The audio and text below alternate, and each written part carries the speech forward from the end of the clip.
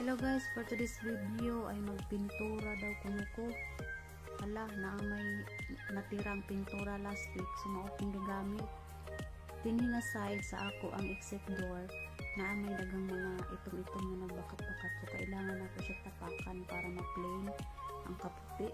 Tuod dide ay bago ko nag-start nagbutang na ako packaging tape anang kilid anang akong purtahan kay para dili siya ma-appeal o kapinturahan. So appeal na po na ko na ang kanang switch suga anang sunod lang ko kung saon nang ginabuhat anang mga nagpintura, basta kay gisunod lang nako pod unsa ilahang ug unsa akong nakita kung giunsa pag pintura nila. Hala, go J Mars, tanawon ta unsa resulta ani karon. O ayan, natapos din sa wakas, hambot lang.